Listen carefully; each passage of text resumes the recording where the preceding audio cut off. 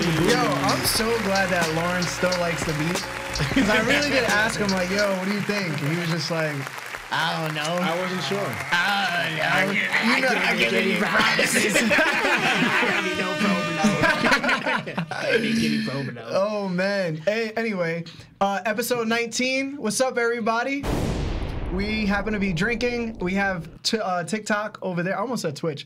TikTok over there. Everybody that's joined us, thank you, yo. You're the truth. We're so glad for you to be here.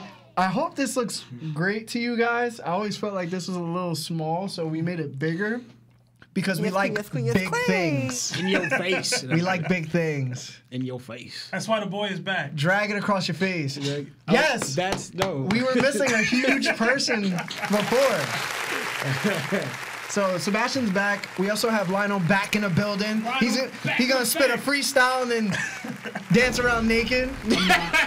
Don't get their hopes up. Lionel's actually Nika from chapter. What chapter? Racist, but I get you. Hallelujah. That show's underrated. All right. Anyway, episode 19. We're back in the books. This is that One Piece where we talk One Piece and. No, I just said. You said it wrong. I said it wrong. All right. Anyway, this is that One Piece talk where we talk One Piece. My name is Larry. Lawrence. Lionel. Seb. And this is that One Piece talk. It is break week, so we don't have any chapter to discuss, which honestly people really love when we just do our break weeks because we talk about theories, we go over stuff, we power scale as usual, and we just do everything that you could think of, right? So we're doing more of that stuff today, and we're doing a 2-hour special. So you got more to love, baby. 2 hours of me. Let's relax. Remember, there's two of you. There's two of you. You know, It's one person. Fight to the death. it's my shadow clone. We are gonna have, Kagemushin. we are gonna have Lawrence and Lionel fight to the death at the end of the pod. So At the end, if it doesn't cut off or get off paneled. Which one's the real one? put your choices in the TikTok chat. To the pain. All right. Another underrated movie. So, Yeah, how's no. everybody doing? I'm doing all right. Yeah, I didn't ask you. I said everybody. No, I'm joking. How you doing, Lawrence? I'm doing cool. That's good, man. Good. How about you, man? You were sick. I was sick as a dog. It's good to be back, though. I can finally breathe through my nostrils. He was breathing through his ass before. All right, I'm joking. Larry, how you doing? I'm doing pretty well, to be honest. Talk to yourself. How about you, Lionel? How about you, bro? You nasty trash. Get your hand off his shoulder, man. Yo, I love this guy, bro. I That gotta fill song, up put on your him. hand on my shoulder. How you doing, man? I could be better. No, stop. That's messed up, bro. I feel like this is the best place to be. He's like, I can't make any progress. Things are tough. You keep saying promo, not the problems. I can't make any promises. Talking to me all wrong. That's the wrong tone. Yo, there's too many inside jokes, man. They're not gonna Listen, get it. man, there's gonna be people out there that get it. They're probably like, yo, shut up and just talk about One Piece. Jesus Christ. These guys, bro. This is why I don't watch this. Alright. Anyway. So, me and Lawrence was on the podcast. Well, the show. They're both the same thing, right? Yeah. We were discussing the newest chapter, and I don't know if we noticed, but did you guys look at the color spread correctly? Like, did you really analyze it? The Smash Bros? Yeah. I did a pretty decent dive into looking at it. Okay. Yeah, I was trying to figure out which character was which for each, Straw Hat. I love the fact that Nami and Usopp were like playing because they're like the weakest people in the crew, so like they wouldn't be in the game as choosable characters. I love that. But I thought it was really dope. Jinbei was my favorite. Yeah, Super Mario, Super Jinbei. Super Jinbei and Link Zoro. Those are my two. Yeah. They were awesome. I didn't know. Did you notice everything, right? Actually, Lawrence brought it to my attention. Then I started figuring out, all right, which one's which. So, like, I didn't realize it at first. The Lawrence, as soon as Lawrence mentioned it, I'm like, yo, I understood exactly. Wait, who's Brooke? I have to look at it. All right. Anyway, did you guys notice Usopp's goggles? His goggles? Yes. No, I didn't. All right. Let me go Did over you it notice real it? quick. No. So Usopp has the number 800 on his goggles, right? Yeah. if you go to chapter 800, Larry got his own One Piece theory. it's a little theory that I'm setting up. But this has been passed around a little bit from what I've heard, because I did mention it on TikTok to one of our the people that commented on the video of me and Lawrence talking about, will the Straw Hat Grand Fleet come through to Wano? So you said chapter 800. Chapter 800. All right, pulling it up in color. So if you go to chapter 800, to everybody that's out there, chapter 800 is actually the chapter where the Grand Fleet make their toast to Luffy. Yes. This chapter is called Son's Cups. So they did the father-son cup like ordeal where they pledge allegiance to the flag of Luffy. So me and Lawrence were going, talking to each other, and we were like, yo, when is the Grand Fleet going to come through? And, we were guessing like, yo, they will probably come at the end of the arc. That's what I said. Other people were like, probably not. They're probably not going to come through to the arc at all. They'll probably come through for just the last war. So then when this color spread got put out, and then somebody mentioned it in the comments, I was like, yo, I never checked chapter 800. Let me check back. Yo, this color spread kind of like suspect now. Checked it. They were toasting the Luffy in chapter 800. And I was like, what is the coincidence of us mentioning that and the Marines coming through trying to take over Wano? So I was like, wait, how would the Grand Fleet even know that they're like here in Wano doing their thing? Then people brought up the fact that they have Luffy's Vivre card. So I was like... So you're saying the raid might still fit? Listen, man. All I'm saying is it's very interesting. We know Oda has like this way with numbers as well. So for him to do that with Usopp's goggles, I feel like it's another hint. It's another insinuation of what's to come. Because at the end of the day, I still think if Luffy is spent fighting Kaido and there's nobody to protect Wano, Big Mom decides to just go, yo, this is not worth it. I'm going to leave. I don't have my whole pirate crew here with me. Who protects Wano? Who's going to protect Luffy? How are they going to escape? You know what I'm saying? Beast Pirates are going to be done. They're going to get arrested or whatever, right? Or they might not.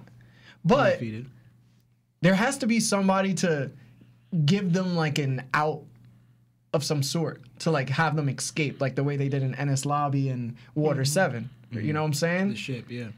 What do you guys think about this? Like, do you think it holds some weight? Do you think there's value in this? Do you see like Wano somehow the Grand Fleet making an impact, or you just don't think that's not going to happen at all? Well, so for me, I'm going to say the Usopp 800 tie-in means nothing. There's no connection there for me as to why, like, where it would really link to the Grand Fleet. Yeah. But the Grand Fleet may come. I just don't think this chapter cover is an indication that it may come. I do like the theory of Luffy losing, potentially even dying to Kaido. I've said it in the past. Luffy dying and Law having to, like, revive him. Like, that's something that I've played with. And a lot of people have played with. But I could see the Grand Fleet coming. I could totally see them coming. I can't see them escaping Wano without having a celebration first, though. You know what I mean? Yeah, like, there has to be that grand party that Luffy's looking forward to that he postponed before the raid. Like, that does have to happen. So, like, I can't see them just being like, oh, we just got to leave out of Wano because we got to survive and stuff. And the Grand Fleet being the gateway to that. Yeah. At least I can't see it. I mean, Oda could totally do that. It would be hollow with the way Luffy set up I want to have this toast, right? Yeah. I mean, I guess he did say that. He did say he wanted a toast. He wanted to celebrate winning with everyone. And if that doesn't happen, it's like Luffy's not even like, if he's not gonna complete that, it's like, yo, what are we doing, yo? Yeah. You know what I mean? It's like it's if this is what the Pirate King wants to do, it's supposed to happen. Yeah. And if Luffy can't accomplish that, even that much, like having that celebration, I don't know. So I can't see them escaping and using the Grand Fleet as a means to do so. I can see them coming in to protect Luffy, because I said it a couple podcasts ago. Hawkins' prediction was still 1 month, yo. And we not at 1 month. Yeah. So It could be a lot to be done. And I watched a recent Morge video about the raid failing, which is funny. There's so much more left to be done that I didn't realize. Like Momo still hasn't even picked up his sword. You know what I mean? Like he hasn't even done that yet. We haven't seen Hiyori yet and what her role in this whole thing. Yeah, because she was in that little silhouette. Most likely that was her. With all the scabbards in that room when they were damaged. There's so much that has yet to happen that hasn't happened yet. So it's like Wano's just probably gonna be much longer than we think it is. Probably. Like we're all like, oh, it's gonna end now and Luffy's gonna win. It's like it might be leading to that, but I don't see it. What about you, Lionel? What do you think? I kind of think. It's weird that you both did it at the same time. Can y'all stop twinning for like 1 second? It's part of our nature. We're born this way. No. You got me analyzing this picture now. But I kind of agree with a little what Sebastian saying. Like, mostly, cause I thought of like Sebastian, there's a lot of stuff that hasn't been taken care of. Like I always still wondering what is the role and purpose of the Big Mom Pirates even showing up. Yeah. Like they still haven't made an appearance ever since Marco kicked them off. They've been gone for so long. Dude, it's been like, what are they I want to say. Yeah, like what are they doing? I want to say 50 chapters. It might be longer than that. Jesus. Yeah, because Marco kicked them off, yeah. And I was thinking like the same thing with what you said before with them not having a celebration. Because I thought of them leaving would be similar to what happened to Whole Cake. They had to leave really fast to get out of there because what was going on with Big Mom was going to be destroyed by Big Mom. So like that repeating itself with the world government showing up, like I don't really see that happening as well. So I think those two things that kind of been bothering me a little bit, especially with the Big Mom Pirates. Like they had a significance of, we saw how strong they were at Whole Cake, and now they're even here, and now Big Mom is just like, I'm the whole Big Mom Pirates right now. Like I don't even need my crew, which it is true, but like why are they even here at this point? Like she could have just came by herself, and they could have stayed at Whole Cake. That's true. That is very true. What about you, Lawrence? What do you think about like the Grand Fleet showing up? You know, Wano. Just revisiting what we were talking about before. Yeah. And like seeing this little Easter egg probably in Usopp's goggles through the color page of chapter 1028. Mm-hmm. So it is kind of interesting that it has 800. I don't know if he's Oda is alluding to that, because sometimes he has done stuff like, for example, we've seen cover pages like Luffy dressed up in Wano uniform, and later in Wano he dressed like that. Yep. I'm not saying that this is, and we've seen it with Ace's death. Yeah. Exactly. So I'm not saying this is another indication that Oda's doing the exact same thing. It is interesting why he has 800, and then we talk about the Grand Fleet. The only thing is, I'm not sure of what. No, because sometimes the covers doesn't really have anything to do with the manga's what's happening in the manga right now, but more like what may happen in the future. Yeah. But we talk about the Grand Fleet.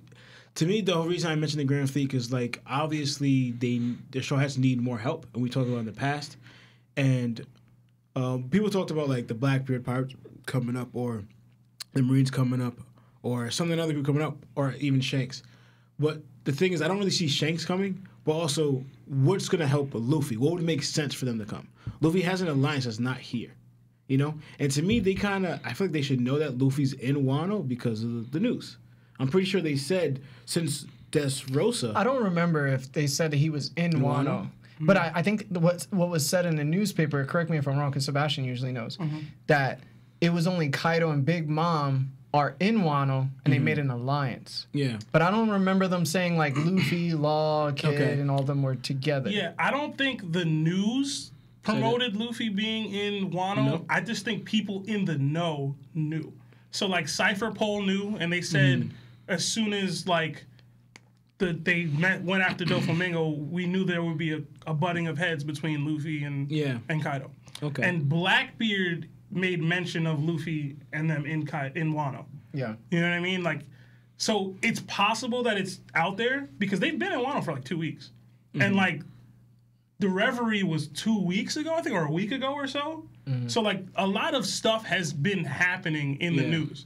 And so they could have reported on Luffy even taking that loss to Kaido a week ago or so. You know, it could have been reported on. I don't know that it would. I just know, like, Cypher Pole's here. Drake is here. Like, there's leaks that could get this information out. And someone like Blackbeard, who has, as of now, no connection to Wano, knows. So, like, how does he know?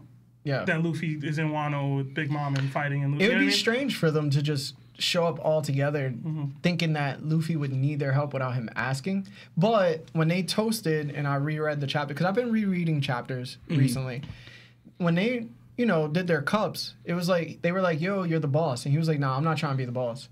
So they came to the conclusion, all of them themselves, saying, hey, I get what Luffy is now. He's not our boss. We're just allied with him, and we're going to be free because that's what he is. So we're going to do whatever we want, not what he wants. And we want to follow him. Yeah, and we're just following him. So I get that they might just come together and be like, yo, I'm just going to Wano because I want to join in the action because he's there fighting a Yonko. Yeah. I just don't know how they would find out if it's not reported. And I get the whole Vivre card.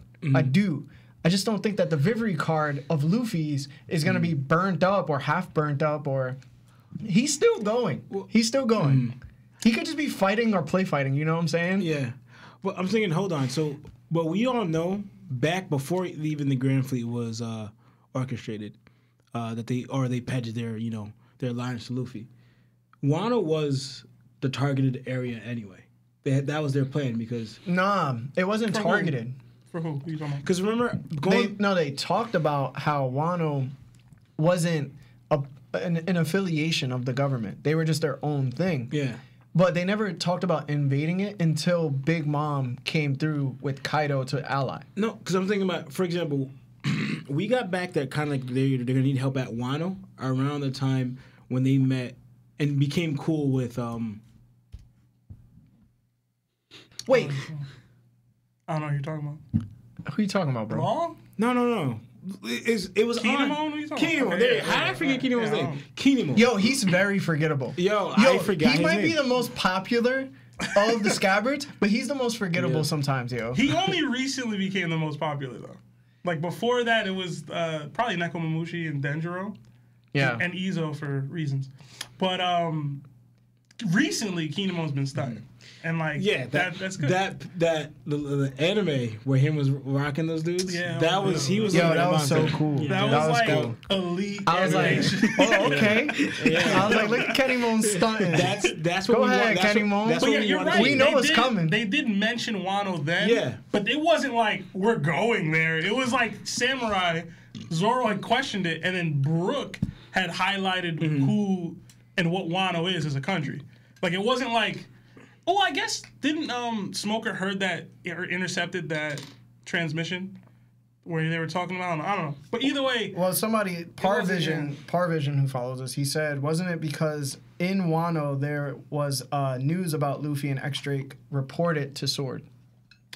yeah. So it was reported this, but we don't know if that's becomes like worldwide information. Exactly. You know yeah, what I mean? yeah. Like, it very well could. It might I'm just not be, saying well, it didn't. Sword is a secret organization from the Yeah, get like, that's anyway, the so they point. wouldn't really know. Because what I was trying to get at is like if that was their destination, not that they would discuss it with them, but say like that was their since Punk has it, right? Yeah. The meaning Kinemon, they did an alliance with Kinemon and then Law. So Law, Luffy, and Kinemon kind of set this in an alliance where they're going to help each other out with Doflamingo, Dressrosa, and then Holcook wasn't part of the original. Holcook? Whole cake. Whole cake.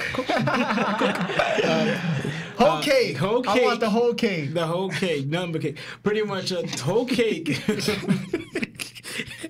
Whole cake wasn't part of the original, place to go, but Yo, low key. Dressrosa was, and so was Wano. Low key, I don't mean to cut you off. Low key, we're seeing Ennis Lobby and Water 7 in reverse. Because Ennis Lobby was all about saving Robin. Whole Cake was all about saving Sanji. Now we going through the Water 7 aspect of what's happening with Wano. But You get what I'm saying? I get you. Yeah. You get it? The retrieval arc happened before the big fight. Yeah. Yeah. But also with the climactic aspect of Enel's Lobby, because the whole after you fight this big monster, Yeah. the world government and everything's gonna come like for you when your guys are already exhausted. Yeah. So that's pretty cool. But I'm saying is like, so what I'm going at is like Whole Cake wasn't part of the plan. It just happened to after Mink, right? But the thing is like, but we see Punk Hazard obviously wasn't part of the original. Then I'm talking about from Punk Hazard, it was Dressrosa. Yeah. And then eventually Mink, then Wano. Zoe. Zoe. Zoe. That name.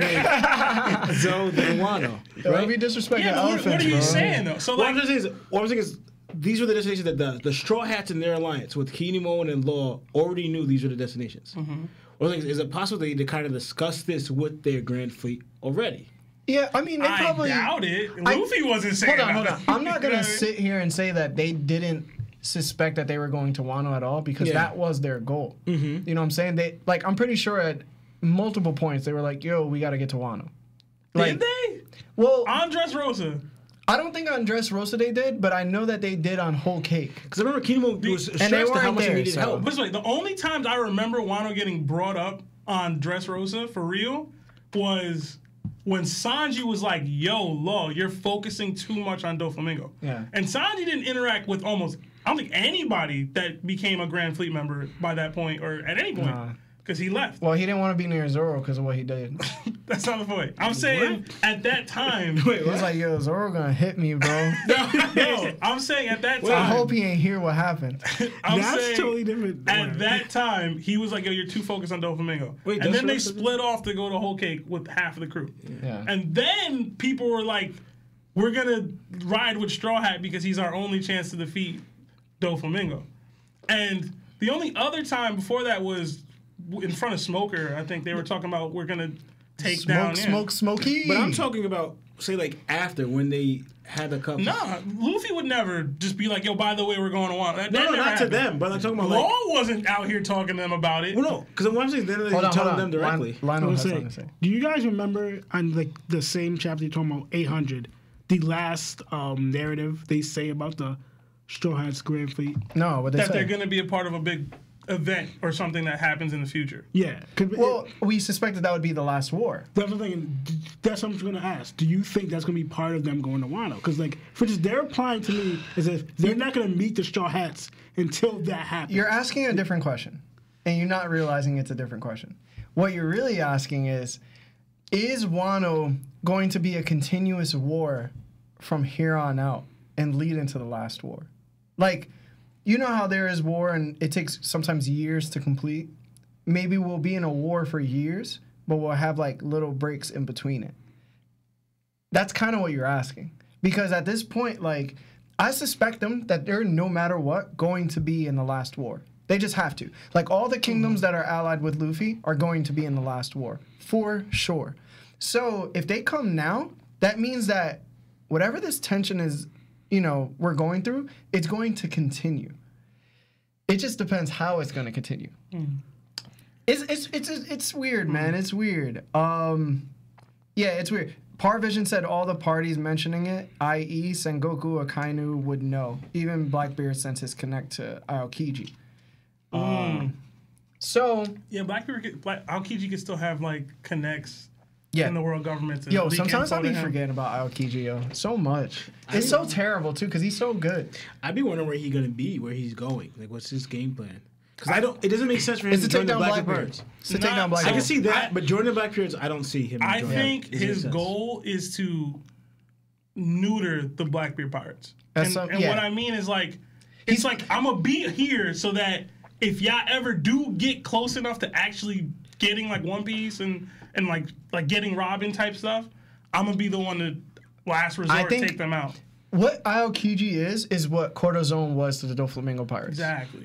Exactly. I don't know if he's- 1000%. I don't know if he's sword specifically, if it's his thing or what, but I think he's a mole essentially. Yeah. And maybe he's not a mole in like I actually work for the government. He might really just be doing this on his own. Freelancing. But he's actively like, I'm going to make sure that they don't take over the world. Yeah, you think if he does the anything inside. like super crazy, where it's like super savage, somebody goes to him and be like, "Damn, yo, Come on, man. it's a cold world." That's so cold. That's cold of you, That's man. cold, man. What's cooler than being cool? Ice cold. I don't know. Yeah. All right. So, do we take a vote? Is the Grand Fleet coming to Wano? Do or you want to not? make a vote right now? I want bids in, man. I Yes can see or the no? possibility of them coming. And I don't. To me, it makes sense for them to come. All right. For me personally, I think they should come based on the amount of competition that's at hand, and that we never thought that they would be this close and dominating this much without taking a loss. So in my aspect, they should 100% be here because they need the help. But if I go by the story and I'm just being entertained, they don't need them. They don't need to show up at this point because Luffy's going to beat Kaido and then they're going to get taken care of. I have two different opinions, but yeah, special. I mean, narratively, nah, I don't think they're coming. I do want them to come similar to Larry, but if I really was writing it, I would have Luffy die or like be near death. Wait, Luffy die? How you gonna bring him back? Law is here, bro. Listen, kill him. Because if you say narrative writing, so that's good writing to you. If Luffy dies and Law sacrifices himself to bring him back, yeah, that's good writing. True, I don't care. I don't. Yeah, somebody but that would mean Luffy has immortality at this point. Though. No, he's not. No, he's not. He doesn't have to be immortal. There can be loopholes with this. All right, if you bring him back from the dead, But then I kind of feel like that's the same thing that they always sounds do. like bad writing. And Oda, you know for a fact, Oda doesn't like killing somebody then bring them back. From Yeah, the dead. yeah. Oda doesn't like If killing it's people Luffy- in general. If it's Luffy, he'll do it. No, the thing is, if Oda kills you, you're dead. Yeah. That's it. You're Listen, not man, coming back. the point is, Kaido was talking about they haven't lost hope because they ain't see you die. They didn't see you lose. If Kaido murks this man in front of them, hope lost. That's the point. I would love to see all the Straw Hats go up top. They're all in the live floor right now. Yeah, because they're all chilling. Drop Luffy down, I dead. would love to see him fall.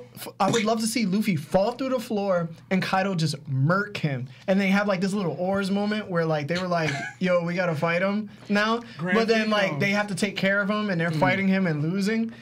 Zoro's the only person, and Sanji, obviously with his power up, is the only person to take him on after all. And then all of a sudden, Law's like, I gotta give my life to him. That would be crazy. Oh, it went from bad writing to crazy in 2 seconds. It would be crazy. What I just say? But he would have to get some like, I don't know. He can't be immortal though. Yeah, he wouldn't be immortal. Ooh. I'm sorry. Yo, watch your hands, bro. Listen, man. No, I'm just saying that I'm gonna have to put it out here now. Orochi started them fires and everybody got led to the live floor for what? That's all I'm saying. No, to me, That's all you I'm could do the saying. exact same thing with everything you just said to have that moves morale and everything. Because for one, you could do the same thing without killing No, off Beast Luffy. Pirates get risen back up. Come on, I'm just saying, man. Well, I'm just Not saying. low key though. We need some awakened Zoans in this shit. Kaido coming, man. Nah, man, I hate this. King man. and Queen coming too. How we see awakened Zoans? I know we talked about this before. How we see awakened Zoans pre-time skip but not post-time skip? On an army full of Zohans. Yeah. Come on, man. Well, they phrased it as being Nah, an awakened. we not phrasing. No, but they phrased it as being an awakened Zohan as a negative on On Impel Down because you couldn't control the beast. Cool. I concur. Word, yo, I want uncontrolled Kaido. I want uncontrolled king. But the thing is, No, that goes into what stronger. Doflamingo said. When you master a certain point of your ability, you can do awakening. That's also implied Listen, man, how long has Zohans OT and Page One had the ability? Does anybody Probably know? 10 plus years. 10 plus years. They- Yo, they- awaken that, They dog. ate their fruits so that they could join the Beast Pirates. Listen, awaken that. In a very I want to see something crazy. I want to see full blown. You know how the Minks could just go Sulong? Yo, show me some Zoans that could go the equivalent of a Sulong with their awakened form. You know how lit that would be? Out here, bro, eating dinosaur balls. But honestly, we can get what you guys are talking about with the whole. For example, what if not dying? Because to me, I don't. Dying him. is stupid. Because if you're gonna bring him back, the main character, you're not just bring him back. To me, it's kind of what's the point? To show how strong Kaido is. We already know how strong he is. Ain't he watched Bleach? I don't watch Bleach. He did though. So there's a reason why I stopped. There's some reason. You know what I'm saying? No, I think it matters how Oda writes it. I do like, for instance, because like Oda brought back the ability to be immortal with Law and Doflamingo. I feel like we have to see it to a degree, like not fully to a full extent. Because the idea of being Luffy being immortal, it kind of bothers me. I don't want that. Oh, of course. Yeah. No immortality. But that is still like, it's, what's the word I'm looking for, bro? If they reveal a technique as something that exists, it has to come into play in the future. And if it's going to come into play for anybody in the future, it has to be Luffy, no? Yes. And I'm not saying immortality. That's why I said dying and reviving him and Law giving his life. So Law would be dead, which, you know what I mean? I'm all about that. Anyway, and by the way, I love Law. Yo, there's so many fans of Law too. I love Law too, but he gotta go. We gotta bro. stop killing these. Get him dudes, out of man. here. Get him out of here. That's the point. No. Get him out of here. Anyway, Law would not- sacrifice himself for Luffy because he believes Luffy is the one that's going to bring the dawn of the Is world. he a Straw Hat? And if he, nah, but he's like you can still believe. You don't have to be a Straw Hat to believe in Luffy. When he beat Doflamingo, Law was like, I believe in you, bro. I appreciate that. Law was like, yo, this the guy. Like, it's him. No, also, what did Law say? He had a flashback to Corazon saying the D's bring the storm and the natural enemies of gods and all. He had a Straw Hat ass moment where he saw Luffy defeat the dude that he'd been beefing with for 13 years. He had a Straw Hat moment. Then why didn't he just join the Straw Hats yet? Because he's too proud for that. But if it came down to it, you don't think Law would sacrifice? He's too proud for that, but if he's not too proud to sacrifice his own life Yes, for Luffy. if it came down to it, you don't think he would sacrifice his life for Luffy? When Luffy went out of his way to sacrifice his life for Law, how many times already? Yeah, I'm gonna be. No, I don't think he would. He would. Law did say that's that when he fighting different. Doflamingo. He said, "I am willing." That's different, though. It's because Law was taking responsibility. He realized that this fight with Doflamingo wasn't Luffy's fight. Hold on. It was his fight. Hold on. He got Luffy involved and said if Luffy loses his life here, Okay. that he will. And who put Kaido? sacrifice Who his put life. Kaido's name in Luffy's head? Who the first person that said Kaido to Luffy? Law. What did So Luffy- if Law, No. if Kaido No. kills him, I'm Yo, gonna kill that I'm right gonna now. be right. No, I'm Yo, gonna kill that right now. It What was did Luffy Gecko say? Moria who No, actually Luffy- said it. No, what did Luffy respond to that? What did Luffy say in And response to that? that's real. Luffy said, all those dudes, doesn't matter what order they get taken out because I'm coming after all of them anyway. So it didn't make I Luffy want no all the difference. smoke. That's That's what real. I'm saying. That's It real. made no difference to But Luffy. Lawrence, you're not acknowledging Law's character in this. He's Yes, I not going to am. be able to see Luffy die and do nothing. He's not. If he I'm not has saying the he would ability do- to no. bring him back, Say- he's going to see, do it. You're confusing. I'm saying he's doing nothing. That's not what I'm saying. But this is different because one, just like how they view it, like he has his own journey. He's his own part. He's his own man. That's real. So why would he sacrifice? Because remember, he was like, we're partners. We're just allies, and this was to a certain extent. Law also stated right from the beginning that what their alliance purpose is. It's like they're serving as friends for now, but he also recognized that you're also our future enemy or rival me in the future. We're allied now, but we're not on the same team. But we also know that Law doesn't have the same goals as other Luffy rivals. He's not looking for One Piece. He wants to find out the true history and what the meaning of the D-Clan is and everything. He wants that.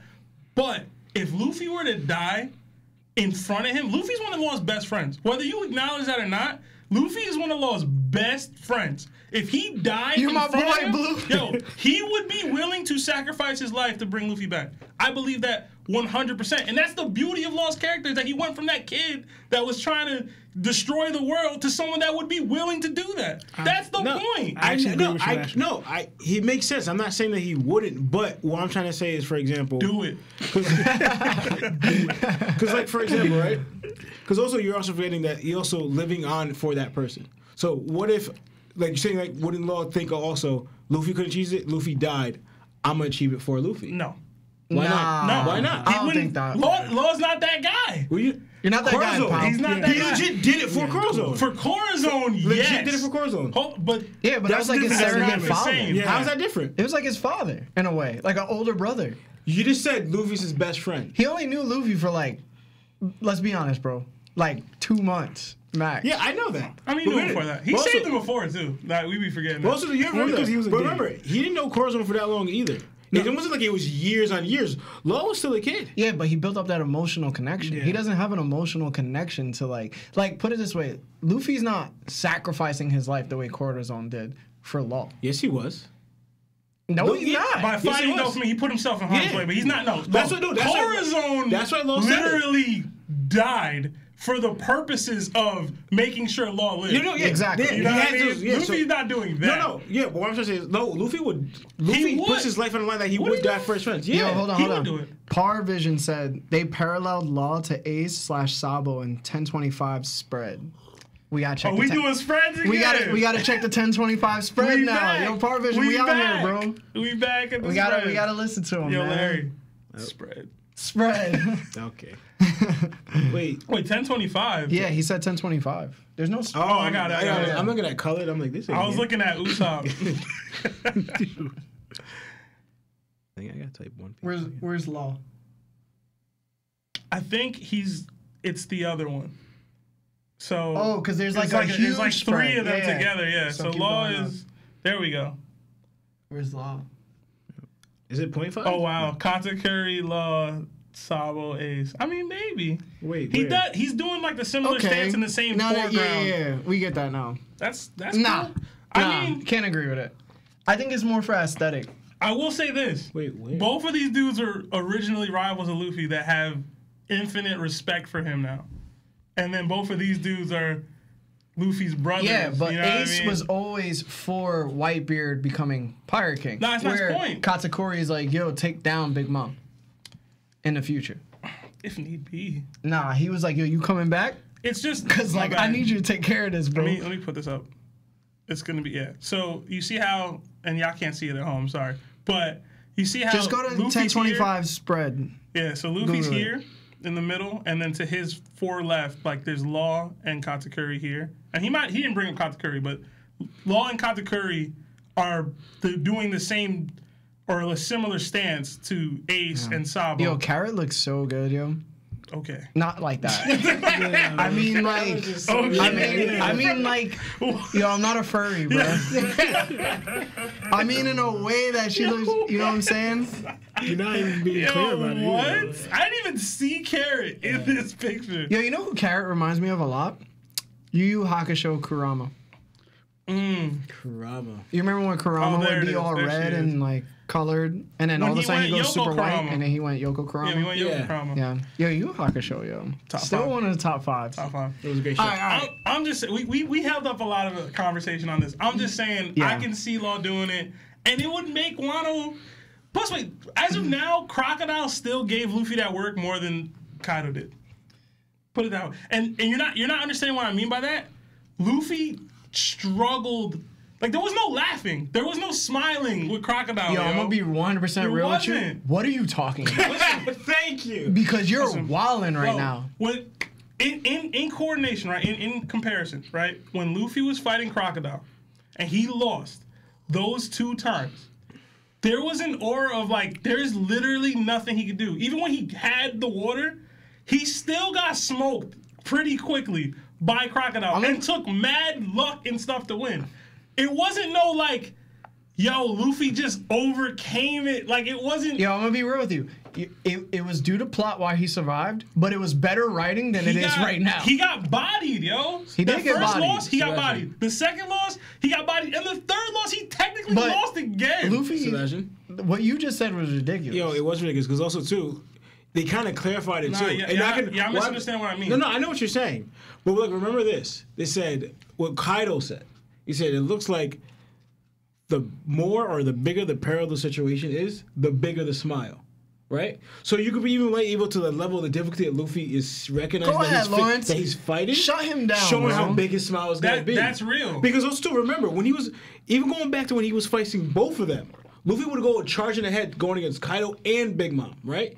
And they would bring out, it's like going to hell fighting them. And Luffy got sent back flying, getting blown about like it was nothing. But look at his reaction. And he goes, no, yeah. But look, yeah. That's my point. But Spencer, that doesn't mean... That's my point. But Spencer, doesn't mean he's getting tripped up more. It's really like, because Luffy says it ain't so bad, as in he's enjoying this challenge, this fight. Where the other situation is, you also remember, Crocodile was actively fighting Luffy, but also harming other people at that moment. And Like that's what I mean. He would send a tornado But Lawrence, to get this fighting is somebody else. everything I'm saying. So- the tension, the stakes, everything was on the line in Luffy's final fight with Crocodile. But I think where it's- it was it's like, just yo, due to better writing, I bro. can't. But I'm saying for Wano to get built up like this, it has to get to that same point. But it has to get to So that what same you're feeling suffering, from Luffy. what you're suffering from is what I've always talked about. That they're not having a harder time than we thought they should. This is why Luffy losing in the way that I'm suggesting, where Law like Luffy's renewed focus after Law had to sacrifice his life in order for him to defeat Kaido. It's gonna. There ain't no Sebastian, smiling no more. you know what's crazy? Ain't no. Yo, Sebastian, Lawrence, I'm trying to tell But you. you say I'm trying to Sebastian, make no, One Piece great again. Sebastian, but you say And that. But I you got say the red hat that. on No, everything. Sebastian, you say that. But you say that. But remember, is Luffy at his best when he's fighting that way? You legit said it yourself. He's not. You know When he loses his crew members and people, when he loses those Law's losses, not a crew member. No, yeah. But when he loses his friends, Luffy's not in the right state of mind to bring out his best. He's not. All when they're relying on him is when he brings out his best. Because I'm saying is, you could have the same exact situation where the trauma were like, all right, this is overwhelming defeat. The same way you said Luffy drops down, but not dying, but like. They're showing the overwhelming. He drops down in the middle of the floor. I'm going too far That's with not the necessarily Law true dying. because Pedro literally sacrificed his life and Luffy fights. He was clear-minded. Go ahead, He Lionel. was No, clear-minded after Pedro's death too. Yeah. Was able to refocus the crew and make them understand Different. what Pedro just did All for right. them. But him and Pedro were nowhere near Yes, as it close was as him and Law. Yo. Law's really riding on their ship with them, like for a while now. Like he was away. Law was away from his crew with the Straw Hats, and Law even said he kept getting wrapped up into the Straw Hats' flow with everything. You know why Sebastian is just trolling at this point? Because he always complains about Goku having the power of loss and be calling that BS. No, yo. no, no, no, He be calling it BS all the time. of loss. Oh yeah, the pain of I loss. do not complain about the pain of loss. I complain about the story structure of Dragon Ball Z as a whole. The pain of loss is not a problem. What was it? My favorite character was One-Armed Gohan. He was fighting on just the pain of loss. I have no problem with that. What'd you Same say? with Trunks. Was it anger's not a power up? What'd you say?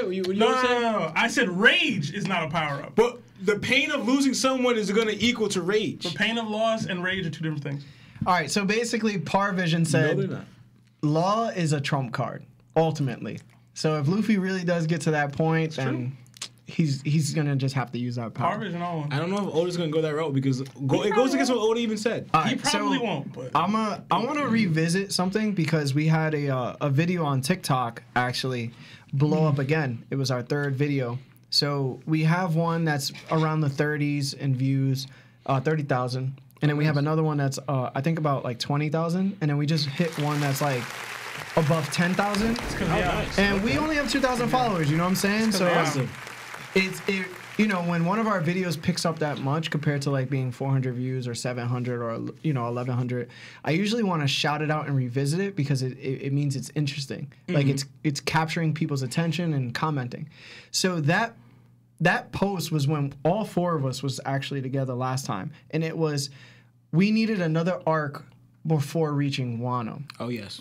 So and we talked about this in the parking lot afterwards. we too. talked about this for so minute. long. We talked about it for so. We probably talked for like another 30 minutes or so. But it's just, I want to revisit.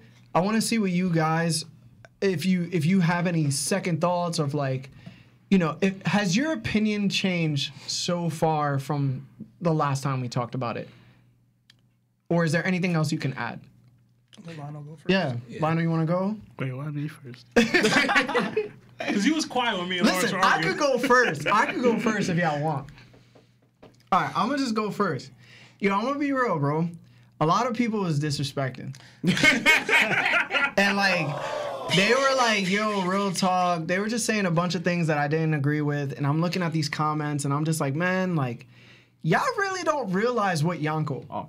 Yeah. Like from the get, y'all don't realize what Yonko are compared to what Luffy's progression actually is. Like for example, I'll just use Big Mom, right? Big Mom, when she was 5, destroyed half of the village of Elbaf. You know what I'm saying? Then she took out one of the 2 former captains of the Elbaf pirates, the giant pirates, and that was Beardfall.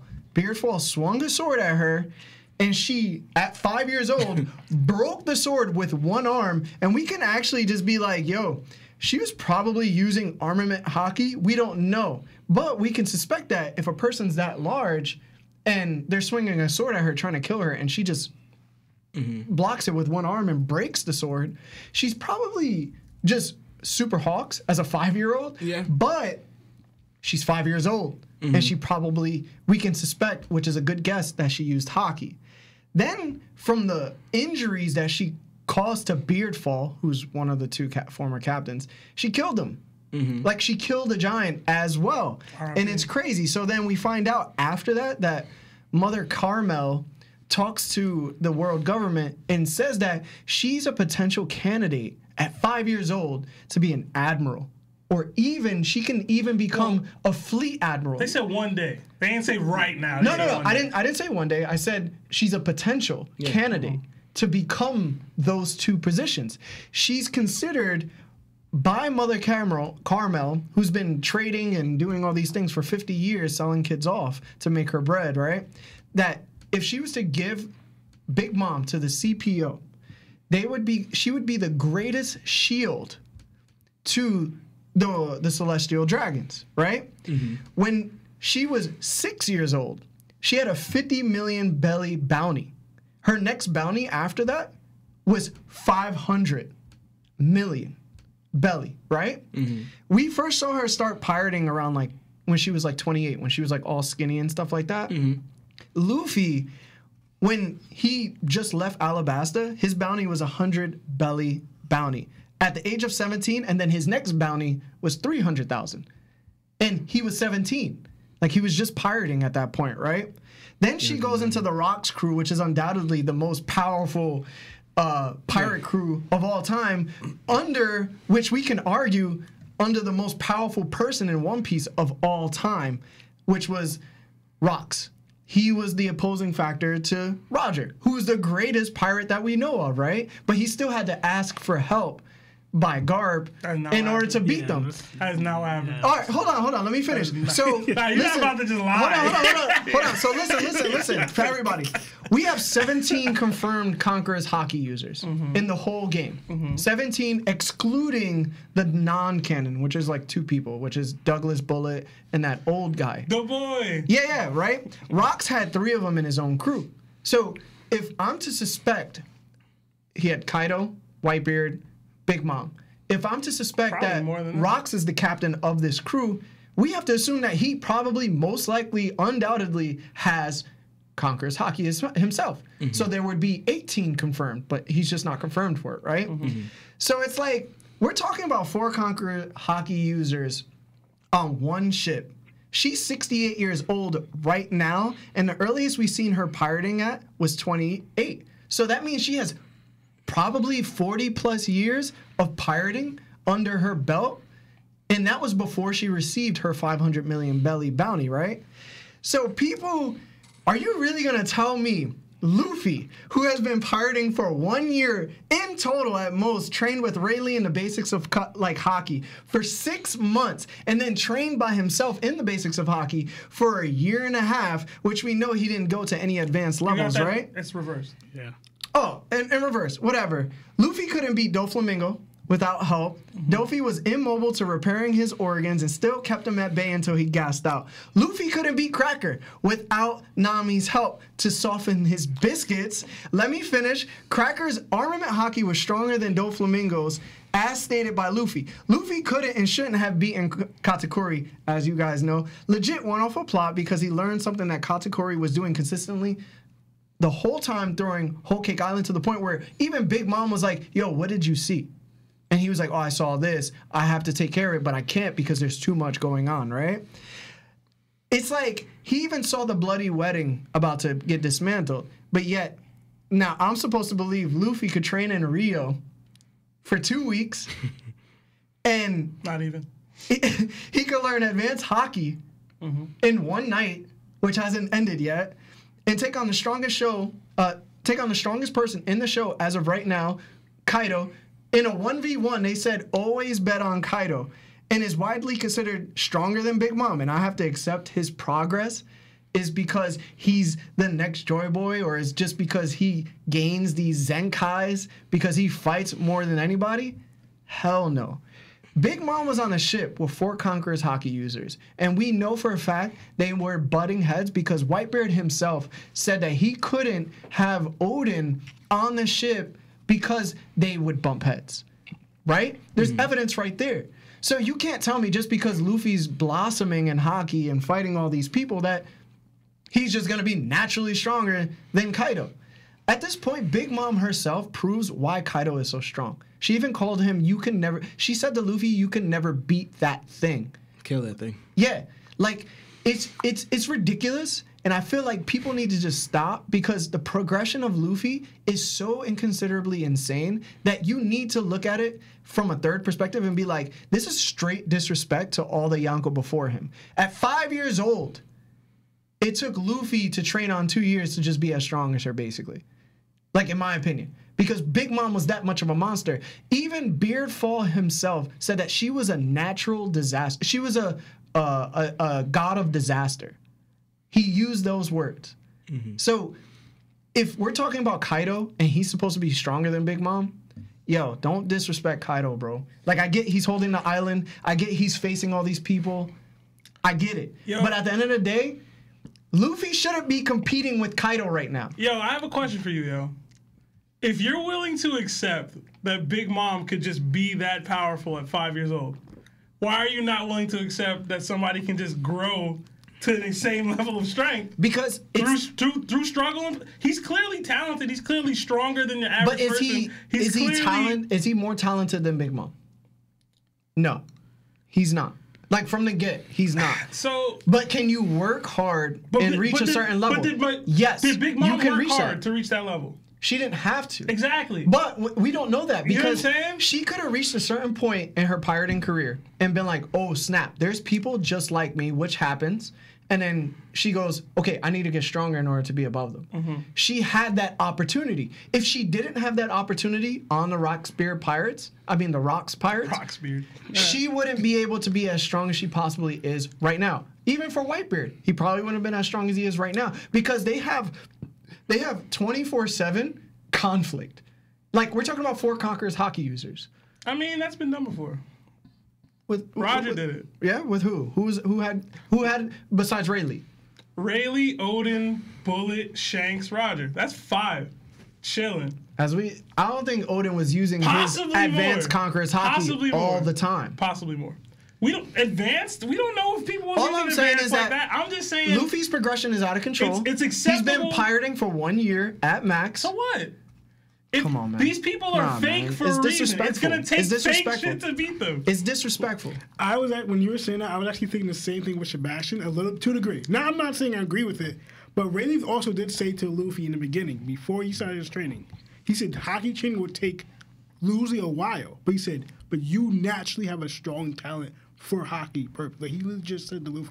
I get that. He has a strong talent for hockey. But ain't nobody said that about Big Mom. But bro, they just said she hawks. But the thing is, she's actually in the gutter with people. No, she's not. No, when she was on the Rockspear Pirates. The Rocks Pirates. I keep saying Rockspears. What are you talking about, Larry? She was on the Rocks Pirates. We have no evidence of her butting heads and fighting. All we know is she was getting it in and having kids. Right. I get that. That's all we know. She's strong, yes, but she was born strong. We don't know about no struggles she went through. We don't know who she fought. We don't know none of that. We just know she was born Hawks, ate a Hawks devil fruit at an early age, blew up in the rankings of Pirate Crews.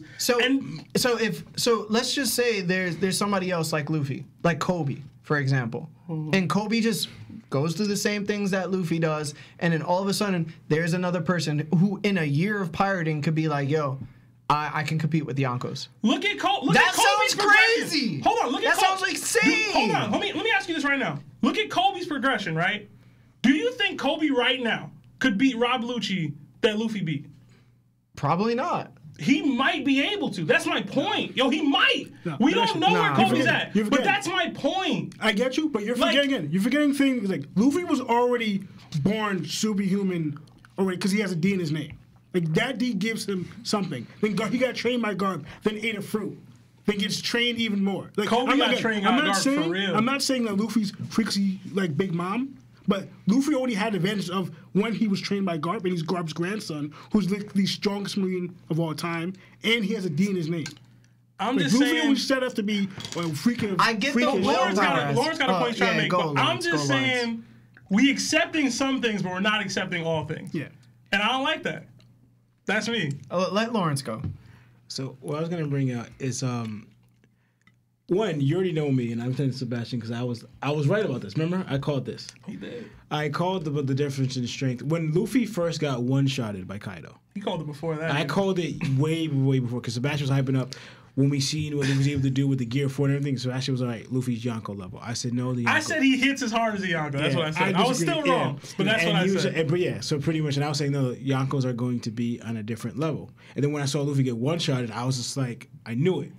But there is two things that the show has been showing from the get. Part of it is Luffy's will. That's part of it. Why he's able to progress so fast. But since the beginning of the show, they've been showing that Luffy is, yes, he may not be the freaking nature that Big Mom was, but he has another aspect that fills that gap, right? Big Mom was the freaking nature as physically strong, Hawks, all that. But Luffy shows that he's been a fighting genius. Not just him. There's other fighting geniuses in the show. Shanks showed that he was a fighting genius. Zolo's around that level, and Ace. All of them showed, maybe even Salvo, have all showed that they've been fighting geniuses from the jump, right? A case like that point, right? Luffy showed that he was being outclassed by Rob Lucely, right? Immediately, through that one exchange with Rob Lucely, he thought of an ability that he could do himself that would put himself on Rob Lucely's level, Gear 2 and Gear 3. Just off the one interaction, already thought of how could I match up to him, right? And then we see it later on. We see it throughout the show. Then again, I'm just using key points so everyone has it in mind. Again with Dogtooth, he's on the verge of on the break of observation. Sees Dogtooth use it, then starts to adopt it himself, right? So that's another one. Then we see it again with Kaido. He noticed, right, Rio, but not even the Rio thing. He noticed, not anyone telling him this. He's seen that Kaido was using Conqueror's Haki in his attack. Luffy felt it. It was like, I can do the same thing. That's what you're doing in your attacks, making him stronger. So Luffy's showing that, and these are just big moments so people have it in mind. There's other smaller key scales that you could use. But he wanted to attack the big point, just showing that from the get, Luffy's showing that his progression throughout fights has been like that. And also his will is going back to what Zeph said about Luffy, was that this part of his will does not fear death. So Luffy in a fight, not only does not fear death, he doesn't think about losing, he thinks about winning. So not only is his natural talent of his use for Haki in his fighting genius level, his natural talent for fighting, because they always say, well, you watch martial arts, different shows, they always talk about when someone who's a true pure genius, like, I'm going to use Garu, for example. He's in One Punch Man. Shout out to One Punch Man. He's example of like a pure genius. One of the greatest characters created of all time. So pretty much, right? Garo's an example of a fighting genius in martial arts in that show. But you see how quickly he's able to adapt, or he's able to take other people's martial arts, or he'll see it, or like Luffy's case, he will experience it. Like Rob Lucely experienced it. Dogtooth experienced it. Kaido experienced it. All they take is experience for them, even if it's just a little bit. Fighting geniuses are able to show that they're able to thrive and grow through these little experiences from them feeling it. Lawrence, I get all that, bro. Yeah. I do. That was well said. Thank you. It was well said. It was well put together, too. But my thing is, it's like Sasuke, for example, from Naruto, right? Sasuke is a genius. Very talented. Mm-hmm. But he couldn't keep up with like somebody like Rock Lee. You know what I'm saying? Mm-hmm. He had to develop his Sharingan, which gave him a talent, right? And then his Sharingan developed, but he was able to see the moves, but he wasn't able to keep up with the moves. So he had to train his body with Kakashi and be like, all right, bet, I have to be somewhat like Rock Lee in order to take on Gaara in the Chunin exams. You know what I'm saying? Mm-hmm. My thing is that, like, Luffy can develop. Mm-hmm. He can be this outstanding fighter. He could be the genius he is and catch on to things quickly and then put them into his arsenal and try using it. But when it comes to an effect where he's like, all right, I'm versing somebody who's an expert in this, and I am completely a novice, and we're probably only going to fight for 10 minutes, and I'm going to be better than that person who's been naturally using it at an extreme level for a certain amount of time. But I can use it in 10 minutes and just be as great as him. That's the problem for me. That's always going to be the problem for me. One, you're wrong, though. What do you mean? Ain't no Luffy fights last in 10 minutes. Not one. They're all hours long. Doflamingo was an hour plus. Yeah, no, Cracker was like 11 hours. Cracker was 11 hours. Yeah, it was 11 hours. Dogtooth was like 12 to like 14 hours. But what I'm saying is like, you just can't jump into the midst of battle and be like, yes, I get it. Yes, I understand it. Now I can perform at that level because I just can't. If you're not Luffy, you can. But the thing is, if you're Luffy, you can. I understand what you're saying, but they never said that Luffy surpassed or is on the same level. Yeah, they did. Like, for instance, we knew Kateri.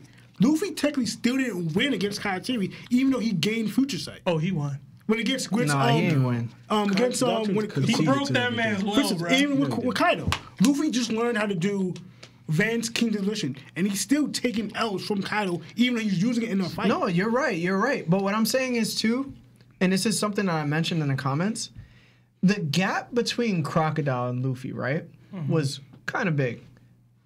But the gap between Whoa, wait, clarifying that. I was gonna say like the gap between Crocodile and Luffy. It shows that it was bigger than it was because of his Logia abilities. Yeah, that's the only reason. Luffy was a better fighter. But he's talking about the feel, right? Okay. The feel, yeah. The feel of it was he was of a higher caliber. The chapters were titled Chichibukai level or Grand Line level. Like it was to frame Luffy. You're not what you think you are. Yeah, and the thing is, it's like we knew pre-time skip that Luffy was basically stronger than most of his opponents. Don Krieg, the guy with the huge swords on his fingers. Bellamy, he one-shots. We knew that Luffy, in comparison, was way stronger than his pre-time skip opponents until he met Logia users, like Crocodile, because he didn't have the hockey aspect in order to beat them. Yeah. So once he gained that hockey aspect, which I told you he probably was unconsciously using, he was able to compete and beat them, barely. What I'm saying is the Yonko themselves is a bigger gap between Luffy and Kaido than it is to Crocodile and Luffy. It's insurmountably much bigger. Why? Because unlike in pre-time skip, where Luffy was owning most of his opponents until he met Crocodile and Enel, right? He was losing to Doflamingo. He was losing to Cracker. He was losing to Katakuri. You can't tell me right now that if he didn't receive help during those fights, he would have won. Luffy would have lost to Dofi if he didn't get help. He would have lost to Cracker if Nami wasn't there, even though Sebastian thinks that Snake Man would have helped somehow, which I don't believe because Snake Man doesn't have pop as much as Bound Man. Cracker weak, man. I love Cracker. He not taking Snake Man But what I'm saying punches. is like... He's talking about the speed that would get into he would get around to me. Yeah. What I'm saying is that Luffy hasn't been there to compete with Kaido, which is why he got one-shotted. It was appropriate that he got one-shotted in his strongest form. But you can't tell me that all these other fights... He ended up winning, and then versing Kaido, and now he can compete. It just seems too off. It just seems too off to me. It seems too unnatural. But remember though, because we talked about this before, and remember, you bring it up again. You compared Kaido to the Knicks, right? Remember? Why y'all do this? And I wasn't even here to defend my Knicks. Why y'all doing this, man? No, I'm using this. Knicks good again. The reason why is because. Right, and honestly, in some skills, we've seen Luffy do this somewhat a little bit too, where anyway you kind of play to your opponent, right? Kaido, for example, because remember, when Kaido beat Luffy the second time, he said sloppy, clumsy, like your technique, technique, all that, right? So the third time he said this, so showing that Kaido is in a way is like kind of playing with Luffy. Because if you told Big Mom, no, stay out of it. I kind of want to see. He lets himself get hit. In a way, Kaido's trying to like enjoy himself. So it's not really so much that Luffy is battling with Kaido as the same level. Because, for example, it's the way Kaido's approaching it. Because I think of if you really want to play to his strength, for example, like Shanks. Shanks is someone that showed in the show that regardless of who you are, unless you come as a friend, he has his guard up, like approaching the Whitebeard's army. King's position. Even if he just wasn't a fight, just to talk. Ace shows up as a rookie. He says, what is a rookie like you? Guard is up. Come and try to talk to me. Right? Mihawk comes. Same thing. Mihawk, I'm not in the mood. Right? Take Kid's arm. Who's a supernova? There's not on your level. But you took his arm. Shanks shows that, like, no matter who, he doesn't let his guard down. Kaido's not playing, is not rolling like that. He's kind of more like, you guys can't kill me anyway. This is not I need to make this a thrill for me. So I'm going to make it a thrill by playing down to your level. Then when I get bored, I'm going to end the fight. But you know what bothers me? We have people saying that, like, Kaido is the learning Yonko. Yeah. Like he's the training Yonko.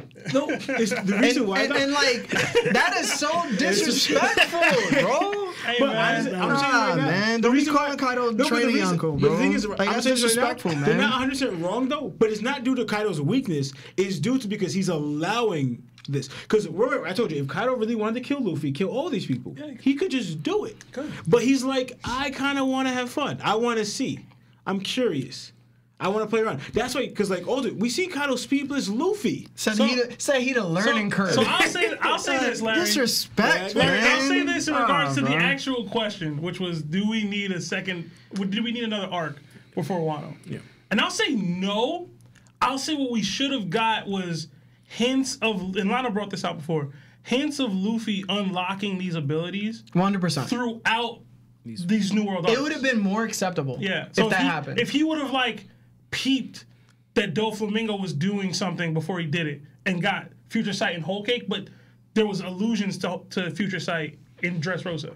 If there was allusions, like when he landed on Katakuri and maybe one time he like used Ryo unconsciously to hit Katakuri. You know what I'm saying? Like without touching him or something. Like if there was allusions to those things being done in these previous arcs, I would agree that we didn't need a third. Like I don't think we needed another 50 chapters of some other arc where he fights somebody else. You know what I mean? Yeah. We just needed allusions and hints of these techniques that he's getting in these other arcs, and that's on Oda for not doing. But like, I don't think it's such a crutch. You know what I mean? Like I don't think it takes so much away from what we're seeing now. Yeah. Because it's not like Luffy's doing it and he's just winning. He's still struggling and losing and getting his technique called sloppy and all. Like he's still getting all of that. Like that's all still happening in him. It's just happening versus Kaido. And I agree, the learning curve, it's hilarious to me. But It's so disrespectful. Yeah, it is. But Kaido, like Lawrence said, Kaido allows that. It's his fault. Yeah. And that's Oda's fault. He wrote Kaido that way, but that's what his name. That's what he is. That's what he's like. Because I believe, like, for instance, imagine Luffy trying to fight Whitebeard. This same thing is not happening. Yeah. It's not. He wouldn't not. allow it. He put him down, and then he'd be like, "Yo, join me," and then he Like, put him they down even- again. And I think they said, like, Yeah. even this is a little different. Whitebeard even said to Ace, like, they said, like, Ace to Whitebeard, Ace was so weak that, no, just compared to Whitebeard. Oh, He yeah, said I remember that. If Ace was actually stronger, Whitebeard would have killed Ace because of his threat level. Because he could eventually kill him later on. Because Ace came out to Whitebeard's crew as a challenger. But since Whitebeard's already, like, before he was fully weakened by his sickness, that if Whitebeard felt Ace more as a threat, he would have killed Ace. You know what's crazy about this whole thing? I be forgetting that these dudes are pirates, and like Whitebeard just kills people on a whim like that. Like, damn, Whitebeard. You know what's crazy? Lionel just brought up the fact that Ace got his ass whooped like 100 times. And Luffy's like, nah, 3 times, and that's it, bro. Ace ain't Luffy, bro. Hey, Ace be conflicted about his daddy and shit. Whoa. First of all, Luffy ain't conflicted about nothing. First of all, man. give Ace Ray Leaf traded. Second of all, give him that. Yeah. All right. You talking about? Oh, I want to Ace. hear that from you, Lawrence, talking about, Luffy would have been stronger if he would have just went to the New World. No, He could have. No, he wouldn't have. He would I die. was telling Lawrence, He would be dead. I was telling Lawrence, how did Whitebeard or some people not know that Roger was Ace's son if we found out that Ace was named after his sword and Ace also has a D in his name? How many people just know Roger's sword name, bro? Yeah, that's for How many Roger fans I feel are like, there? but then I feel like Whitebeard would know. We ain't even know. We read One Piece. We ain't know. No. You talking the regular civilians? Oda just threw People that know, in there, bro. people know, Yeah. that no, in people know Mihawk's sword's name and stuff. Because he's a swordsman. Wait. That's his thing. What is Mihawk's sword? Yeah, I don't know. It's Yoru. Yeah, it means Yoru. black or darkness. I think it's black. Sounds kind of racist. Yoru. What? That's why Zoro coming for him. That's why He Zoro said, covered for him? Zoro not letting that black sword stand at the top. You know he's gonna blacken all 3 of his blades. No, he's not. Except the white one. But real quick, I just want to Yo, make it quick, though. No, I'm it joking. ain't actually gonna be quick. I just want to. You said Hawkins called something 3 months. So it's been a month. Like you predicted. What was that? I forgot. He said 2 months. No, a month. 1 month. For what? He said you have a 19% chance of surviving the month here. Oh, It's only been 2 weeks since he said that. That's all. Hawkins I'm was like, yeah, I could slightly read in the plot. saying. He said but this, But Spoilers, bro. I'm gonna tell you right now, it's really 100%. I mean, they might foreshadow Luffy's death. I will say this again in regards to the question: if they did the bullet as that separate arc before, that would have been perfect to have these things. We mentioned it before. But that Z movie was greatness. Hold on, the Z movie was. They should have included Copper Gaban. Scopper. Bronze Gaban. Cooper. Bronze Gaban. Bronze Gaban. I mean, that's the But the fan thought it was Bronze Copper Gaban. Bronze, no. It's Scopper Gaban. Scopper Gaban. AKA Copper Gaban. They should have introduced him Bronze Gaban. right after Whole Cake Island somehow, because he wasn't. We all suspect that he was in that one front cover page. If you guys don't remember, he was talking to Crocus. Mm-hmm. He had like a Wano hat. He had like long hair. He had, we all thought it was Copper Gaban. We still don't know who that is. I assume it's Shiki now. So we should have. Listen, man, you know how I feel. Yo, listen, man, Shiki was in. Bro, he should have been stronger. That's the Golden Lion. Hold on, put your finger down. The Golden Lion was in Rox's crew, which what Big Mom was in, and he was pretty dope because he ended up fighting Garp and he ended up fighting Sengoku and destroying it. And he fought both of them by himself. Oda messed up on that. He got washed. Oda messed up. Bro. Why y'all keep acting like Shiki did something? Y'all so disrespectful. It's crazy. It's super crazy that y'all disrespectful like this. Garp and Sengoku destroyed that, man.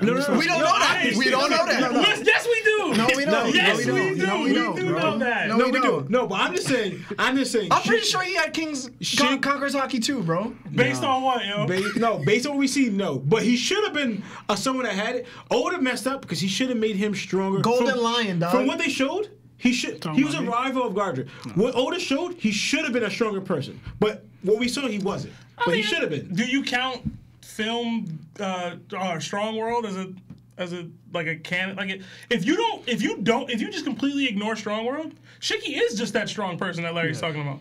It's because we saw Strong that World movie that we're not like, canon, bro. Yeah, it's because we saw it that we're like, oh well, he's not that strong, or he got weaker over time. Even Garp was wary of him. If you read Chapter 0 or Episode 0, whatever it is, with Shiki, and then you just completely don't ever see Strong World. That is just some strong ass dude that escaped Impel Down is just out there somewhere. I wouldn't say Garp was wary of him, but he was conscious of his strength and ability. He acknowledged it. Y'all not understanding this. That's what I'm trying to say. The crew of Rocks went hard as hell. He's not a conqueror though. Yeah, he's not. Hold on. Yo, Marv, we're gonna do that reaction video. Oh, sorry. All right. So everybody, we decided to do a reaction video because we yeah. I just found this out. Right? I know. I never knew. Like I ain't getting no All right, so I didn't tell everybody, but we're doing a reaction video that O'Hara ended up posting about Blackbeard. I feel like Blackbeard's a definite interesting character to talk about. Plus, you guys love reaction videos on YouTube. Hey, man. Maybe. And we gonna start doing a reaction video. So, yeah, Marv, whenever you want to play it, let's do it. So Blackbeard might be the smartest character in One Piece. Yes, I know that just like Luffy, he often does very impulsive and foolish things, like, for example, almost being wiped out completely by Magellan and Impel Down. But when you really think about it, Marshall D. Teach had a plan that was over 20 years in the making, and he executed it perfectly, basically playing the entire world, which I just really have to respect. He joined Whitebeard as a teenager, already with the intention to get his hands on the most powerful Logia devil fruit, the Yami Yami no Mi. He then waited patiently on board of the Yonko's ship, keeping his head low and biding his time. All that despite being ridiculously powerful all the while. Remember, he was able to hurt Shanks, one of the strongest people out there.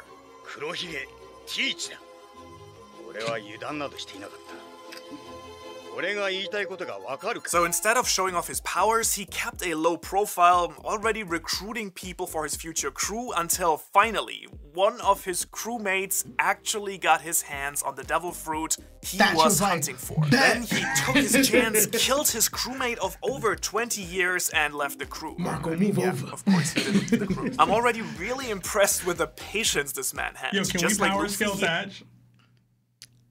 There's nothing to go off. Yo, So he's With the original darkest commander. fruit, yeah. How strong is he, yo? I mean, he had no observation. I mean, it wasn't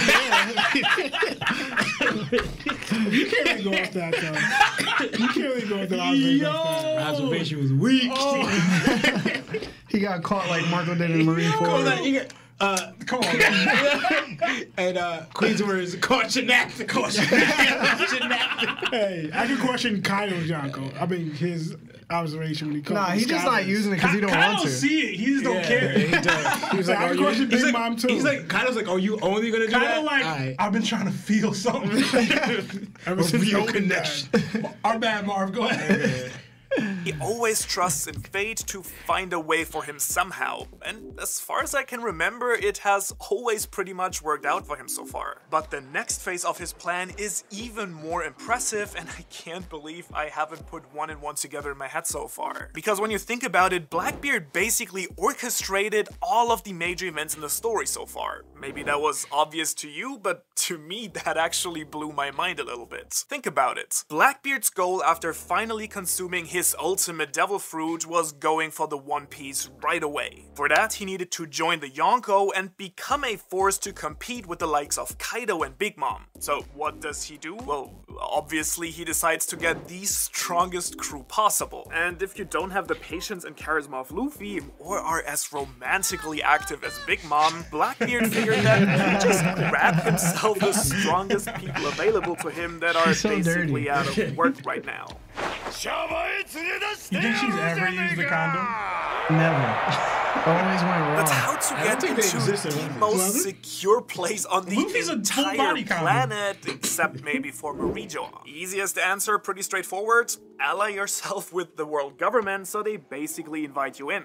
So now Blackbeard's first step is becoming a warlord. As you remember, he thinks about hunting down Luffy to get on the good side with the Marines, but fails. Luffy, after all, just like him, is special. Was he going after Something that both? Blackbeard, by the way, knows What was really his- well. what was And his so plan if fate Crocodile never offers him lost? a That's my real different question. solution. I'm of course talking about Ace, who You was probably went hunting after, after like, the other Blackbeard to bring him pirates. to justice. Like kid, somebody. Once he realizes that Ace is intent on bringing him back to Whitebeard, a new opportunity opens up for him. He realizes that not only can he use Ace as a bargaining chip to become a warlord, but he can even orchestrate everything so that the Marines will take on his former captain. After all, Teach also always had his eyes on the strongest He got that paramecia, rapey look. Whitebeard's Gura Gura. He knew that he would have It's to the get team, past yo. the man at some point anyway, not only to And reach the- the and One the Piece, guy. but also for the Devil Because you know Fruit. he And not now he naturally had all sexually the active cards with those he kind of needed things. to play his big rounds. Okay, so he delivers Ace to the government, receiving the status of a warlord. He then enters Impel Down, gathers all the powerful people he wants into his crew, and then leaves Except directly Douglas for Bullock. Marineford, You know where the the deal Marines and was. Whitebeard's I army want the had sword. already weakened each other significantly. You think he'd be Bullet? Hell no. He might have. He might have with all the people. And so walking in there with his Luffy army of would. legendary pirates, he takes advantage of the situation, kills Blackbeard got Whitebeard, fate on and his side, takes his man. devil fruit, only fleeing when Shanks arrives. Now finally The he has boy! become a Yonko and is now Nah. able to seriously That's go the after the boy. One Piece, being at least on eye level with even the most powerful people in the One Piece world. All of that based on a plan that he made as a 16-year-old. I mean, if that doesn't make him one of the most wasn't 16 genius at the time. characters in the story, I don't know what to tell you. might have been. Actually, I do. If you want weekly One Piece content just like this, subscribe right you now. can skip that, Done? Marv. Nice. As a reward, Subscribe to O'Hara, there are a he's lot good. of similarities, but are the exact opposite in many other aspects. If we're being honest, Teach is probably Luffy's biggest rival when it comes to becoming Pirate King. He is the only antagonist in the story where I'm really concerned for Luffy and the other Straw Hats when the battle between the two undoubtedly will happen. Because Blackbeard shares two of Luffy's most important traits: believing in his dream and trusting in fate to guide him. The only thing Blackbeard doesn't have is Luffy's compassion for Wait, others. pause, Marv. He doesn't believe in fate. Luffy does not Blackbeard trust- does. Yeah, Luffy Luffy doesn't. He's not even Yeah. thinking Or at about least fate. he doesn't. He doesn't verbalize it in action. He just believes so much in himself Yeah. that he's not even destined. He just doesn't believe. Yeah, he'll he lose. just doesn't fear There's death. no Yeah. doubt. There's no doubt. Yeah, Is what it is. He's like, I'm gonna achieve my dreams. And in a way that is fate, you know what I mean, in action, but like it's really just Luffy believing But himself. yeah, it's not. Yeah, it's not really fake because he's more like, this is my goal, and I'm gonna accomplish it no matter what. Like I'm gonna do it. Like Blackbeard's existential with it, where he thinks like the gods are blessing him. It could be the easy way or the hard way. Well, Either way. But you show that Luffy's also like trusting, like, for instance, like when he heard about the Going Merry, like being there, like he unhesitantly jumped in the water knowing that the Going Merry is going to save him. Like that type of stuff. Like Luffy. So yeah, there's levels to it where he like there's fate there. That's what I mean. Not fate. No, really. but it's not fate. him hearing the Marys there, because and seeing it there, and just jumping into the water. There's fate there. That's not really fate. That's more like kind of like faith. Yeah, not fate. Because like Blackbeard, because Blackbeard would be like, for example, kind of like more like because fate is more like chance, right? Blackbeard's believing that chance is on his side. That things are gonna go my way because some other things are happening there. Luffy's going more off like his willpower and kind of like evidence and trusting his friends. Oh, you want to take a holiday? What it is Blackbeard thinks he's the main character. Yeah. Luffy knows he's the main character. That's the difference. Marv, run it! He is cunning, meticulous, patient, manipulative, and cheats his way to what he wants. While Luffy is oblivious, reckless. Yo, Zoro better not see Blackbeard, bro. Why not? Why not? You're so stupid. Because he's black and he's black. Think about it, Luffy, he's mine. You're so stupid. What was it? You cold-fed Hey fool. man, he got real gully when Aokiji pulled up. That's all I'm saying. Yo. Look at the lips. There's gonna be some racist remarks going on. All right, go Marv. Impulsive, selfless, and often takes the burden upon himself in order to accomplish what he really wants. Now Oda basically smashes these similarities and polar opposites into our face during their first meeting on Giant. I hate Whoopi Goldberg's neck. There is just so much symbolism in just this one scene here, so I decided to make an entire video about it that I strongly encourage you to watch after this one. Luffy's and Blackbeard's journeys are the exact opposite of each other. But what I found the most interesting thing, however, is that both of them wouldn't be where they are today without the other. Luffy begins his journey by obtaining a seemingly weak devil fruit through a father-like relationship with a Yonko. Meanwhile, Blackbeard begins his journey by stealing a strong devil fruit by breaking his father-like relationship with another Yonko.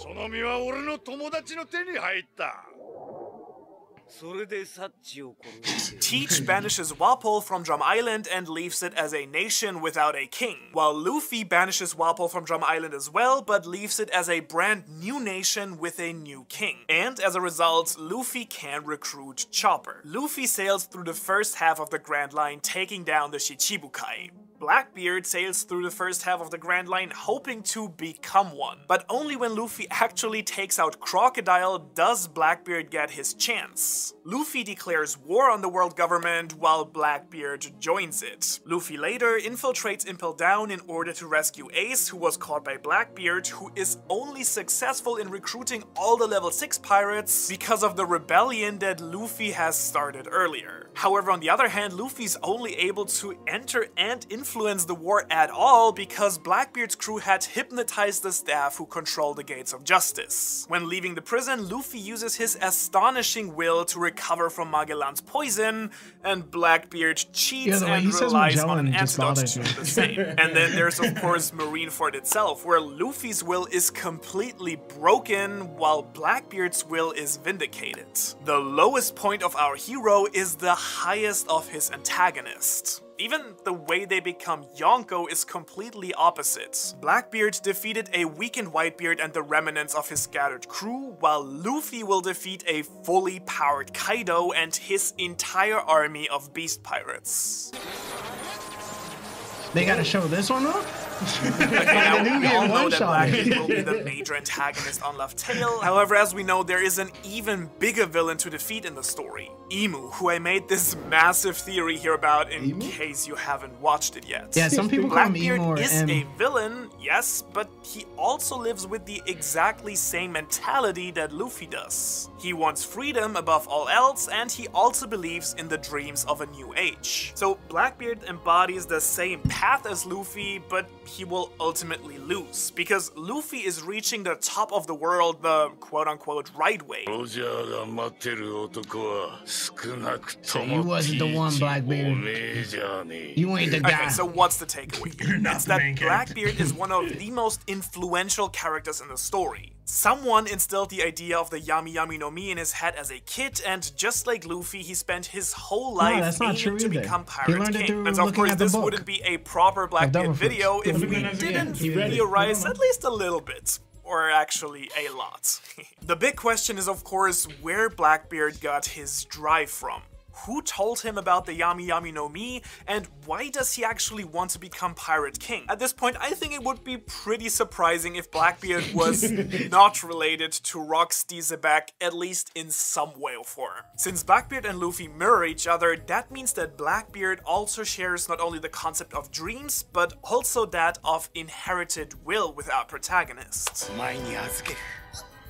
And so when you consider how Shanks inspired Luffy's journey, seeing in him the one who could inherit Roger's will, it would make a lot of sense if Luffy's major competitor would inherit the will of Roger's biggest threat.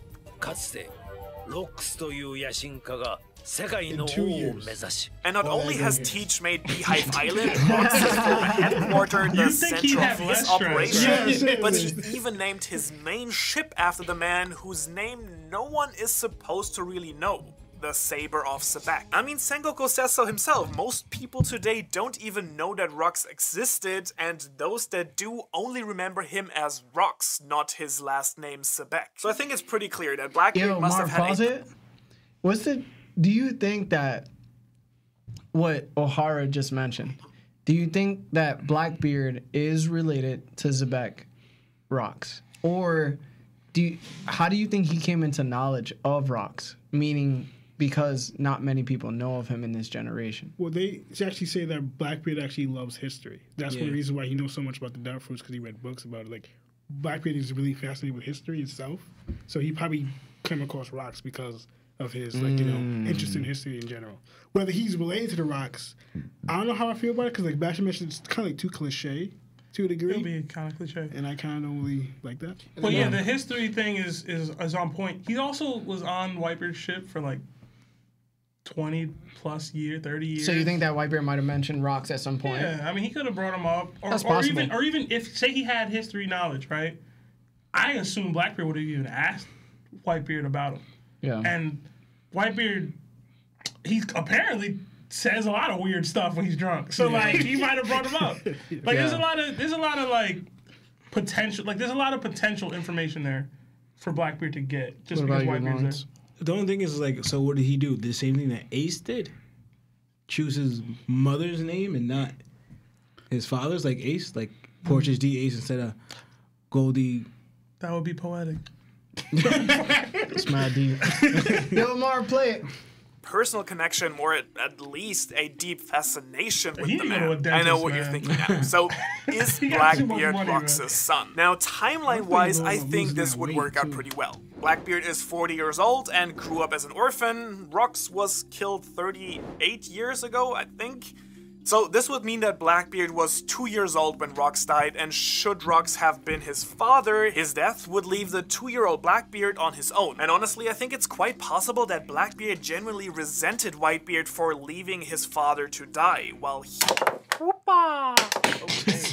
A surprising character that might give us some hints at Teach's backstory is actually Orochi. Yes, I know no one wants to talk about Orochi, but listen to this. Orochi was born to the prosecuted Kurozumi clan, one of the 6 royal families of Wano. Interestingly enough, Kurozumi is the only family whose name does not have the kanji for moon in it. Instead, it translates into black charcoal. And so, through backstabbing and trickery, Orochi has climbed his way into a position that is not his. Not only that, but he has killed and betrayed the people who took him in, all in the name of revenge. And even more than that, he has demonstrated himself to be a coward in the face of danger and death.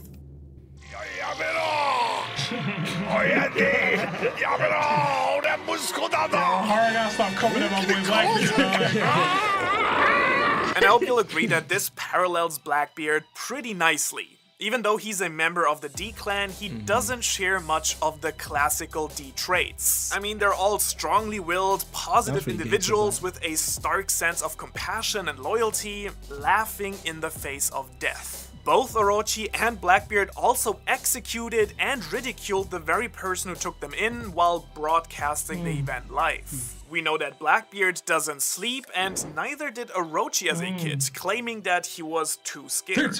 Both of them getting handed strong devil fruit powers to secure their position. So, could Orochi's prosecution and quest for revenge be a hint at Blackbeard's childhood for being the son of the most dangerous man on the planet? And of course, I also want to talk about Blackbeard's ability to have multiple devil fruits. And I have a theory I bet you didn't hear yet. Now, there are a few really popular ideas already out there. One is that it's a special feature of the Yami Yami no Mi to absorb powers. However, given how notorious the fruit is, it's very unlikely that the Gorosei wouldn't know about it. Same goes for the Cerberus fruit theory, though I do like that a bit more. A newer theory I really enjoyed and that you might have heard about is that Blackbeard is actually a squid who have 3 hearts and 8 arms, just like the 3 heads and 8 crossbones on the Jolly Roger. However, I've stumbled across another theory I don't think I've seen discussed anywhere before, even though I sadly don't know the author. Blackbeard might be inspired by the Barbarossa brothers, or the Redbeard brothers. The story goes like this. There were 3 brothers. Their mother was named Katerina, same as Blackbeard's crewmate. The older one was a pirate, while his 2 younger brothers were working with their father. After his father's death, the 2 brothers joined the eldest one and became pirates with him under the Crescent Moon flag. And coincidentally, Katerina Devon is called the Crescent Moon Hunter. The number 3 is closely connected to Blackbeard. He has 3 guns and his pirate flag features 3 skulls. And we all know that a pirate flag describes the captain pretty perfectly. And of course we have this notorious scene on Jaya. He basically says like, It's not. As I explained in detail in my scene analysis of this, the Blackbeard that Luffy meets in the bar and the one that he meets outside are clearly different people. Luffy doesn't recognize the man he fought with about cherry pies, and both him and Zoro clearly state that Blackbeard is multiple people. Also remember this moment from Impel Down?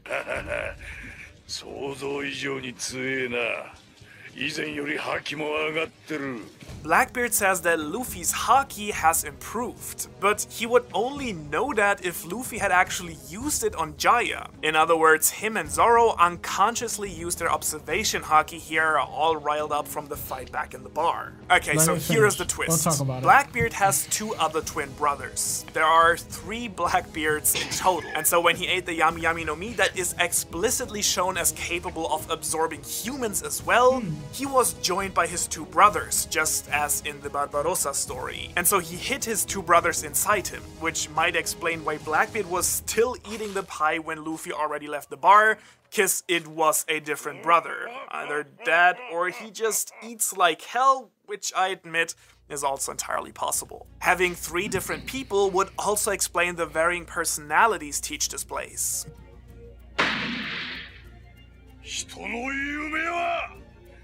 That's legit a top 5 scene. yeah.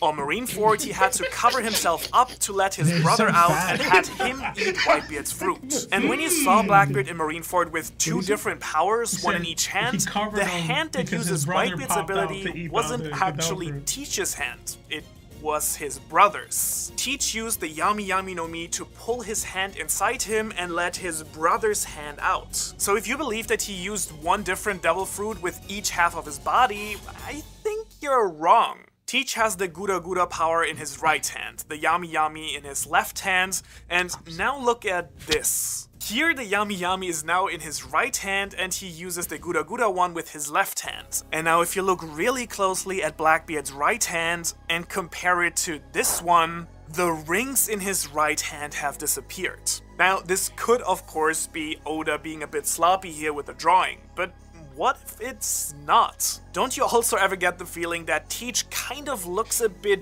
different whenever we see him? Could that just be the other brothers? Now this may sound a bit weird, but I feel like the biggest giveaway we have to this are actually his teeth. No matter how many panels I compared, different versions of Blackbeard have different levels of dental hygiene, I guess. One has a lot of gaps, one just a few, and this one here doesn't have any at all. Now it's only in the manga, but it's definitely deliberately done. There is the super cruel one with a complete set of teeth that we see in Impel Down.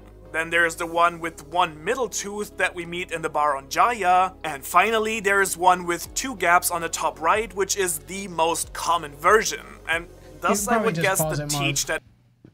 Alright, so that's the end of the video. Yeah. So what y'all think about this whole... Alright, let me ask a better question. Do you believe Blackbeard has the ability to have multiple devil fruits using the Yami Yami no Mi? Or do you believe Blackbeard has eaten the Kraken Zoan or the Squid Zoan fruit? Or do you believe he has indeed 2 other twin brothers? That's really the question of the video. What's your theory on him? Like, being able to have these 3? So who's going first? I'll go first. I have no idea. Listen, every time I see a Blackbeard theory video, I believe it. Because we have so little information on him. It's like, oh, this extra info about him exists to you and you're pointing it out. Yes, I believed the Kraken video. I believed this one when I saw it. I believed the Cerberus theory. I believed every video about Blackbeard, every theory about Blackbeard it's believable because we just don't know enough about him. Like the only thing about this video is that Oda said in an SBS that he had 2 sisters. Like, or something like that, or like... Yeah, who had 2 sisters? Blackbeard, that he had 2 sisters. He didn't say anything about brothers, which I get why he wouldn't if this is true. Yeah. But the teeth, the rings, I mean, Oda makes mistakes all the time. Yeah. Yeah, he's been doing this for like 20 plus years. Yeah, he makes mistakes all the time. But it's like... It would make sense, though. Like, it's not him, it's them. Nah, man. Listen. I'll give you my opinion. I really just think that people are they're diving so deep because there is so little information, but it really just might be the Yami Yami fruit is able to have the ability to absorb other devil fruits and you're able to use them. That's it. Like, I don't think there's anything else to it. Now, the one thing about it is this drawback, right? Where people say the Gorosei might know about this ability and they haven't taken action. They haven't even gathered it and used it for like one of their admirals so they can use. But we've also had the same idea about the Gomu Gomu no Mi.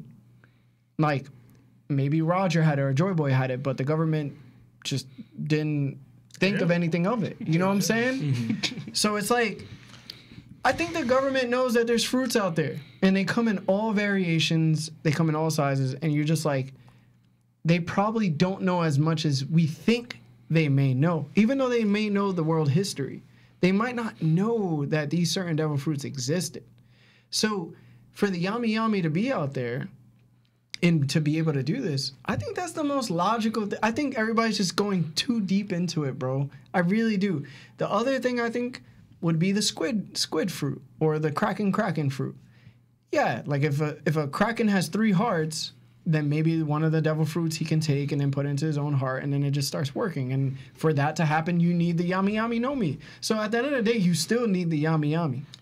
You know what I'm saying? The problem with the squid one is that he's just never used it at any point to anybody. Like, I mean, and again, you have why not show it now? to acknowledge that Marco did say that Blackbeard's body was different in some way, and that was before he got the Yami Yami no Mi, Larry. Yeah. So like, there is credence to yes, I'm saying after. No, he said what Blackbeard's body has always been different, and that was his take on Blackbeard before he got the Yami no Mi. Yes, it was. Well, he said it after he had gotten it, but Marco wasn't on a crew with him after he had gotten it. After he killed Thatch, that was it. And so his take on Blackbeard's body came before the Yami Yami no Mi was present in Marco's mind. Yeah, and he was also saying it to confirm, like, if anyone could have two abilities, it would be Blackbeard because his body's different. Yeah. What's wild about that is Oda must be a fan of The Prestige. I love that movie.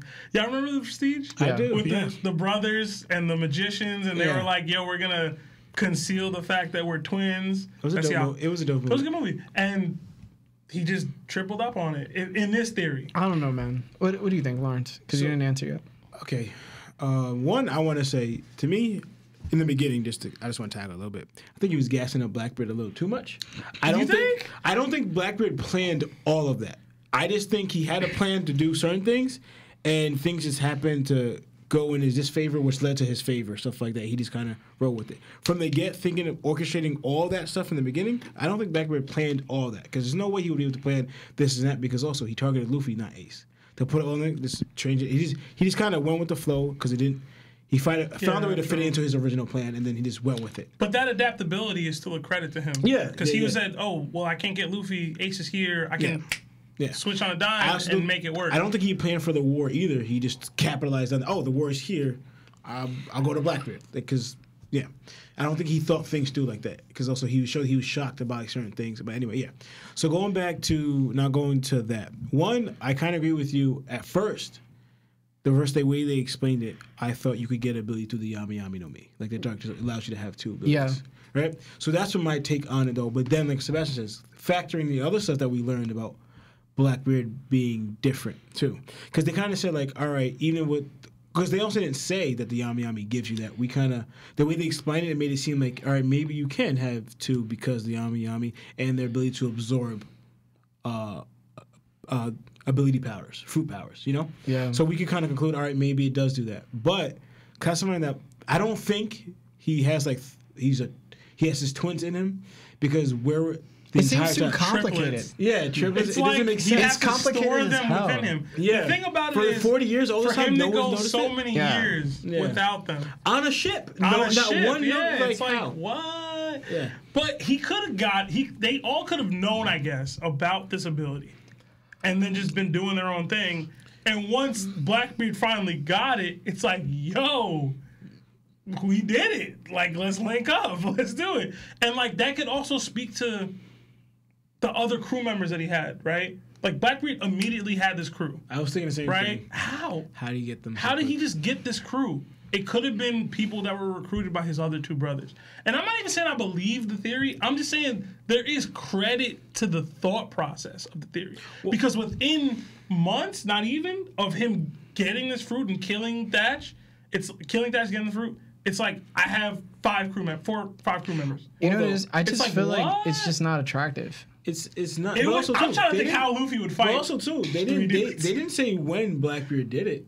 Already introduced to the show, where you're like, all right, Ace was already looking for him, you know? So it could have been. We know it was recent. Because the thing is, Blackbeard and Luffy's, like O'Hara pointed out, their journeys mirror. Yeah. So I would say it was probably around the same time that he killed Thatch that Luffy became a pirate. But either way, that's close to. No, it's not 6 months. It's less than that. But either way, traveling around, I don't know. But also, and then, because Lano has to go say his thing, because he ain't go yet. So I'm just thinking, what I believe is like the all alluding to now that Blackbeard is different, how he doesn't sleep at night. You know, because to me, that's the not sleep at night. That goes just to him. That's not the 3 brothers. You know, Could be. there. We don't know. Because no, the kid. So since from a young age, on that ship, how do you factor all 3 of them? Already he wasn't sleeping, and then right then it showed his body was different. But from in that. Tell him, Lauren. So where's the factor of the other 2 in my brothers? theory, in the theory, I don't think they were all on Whitebeard's ship. Mm-hmm. They were separated. one of them got on Whitebeard's ship, but they were still in contact. Yeah. And then it's like, this is still the game plan. This is still the goal. That sounds so complicated. Yeah. Blackbeard's a complicated man. Lionel, go ahead. Let Lionel go. Yeah. Like with the Yami Yami, I always thought that's the main reason why he got the Whitebeard's fruit, because Blackbeard implied that he had to get the Yami Yami first before, like, if he gave the Gura Gura, he wouldn't be able to eat the Yami Yami. So he had to go for the Yami Yami first, then go for the Whitebeard's fruit. And the whole Kraken thing again, like, he never showed that fruit at all. Like, even now, he still hasn't shown it. So that makes no sense. Thank you. And I think I can't say no sense, but go ahead. But also, I think if Oda's gonna have Blackbeard get another fruit, we're gonna see it. Like, we have glimpses of him getting Yami Yami. We didn't technically fully see it, but we're aware that he got it, and we saw some of it when he first displayed it against Ace. Like, he showed it then. Then when he gets to Goro Goro, we see him a little more get it, but still vague in how he got it. But we saw him, then he displayed it.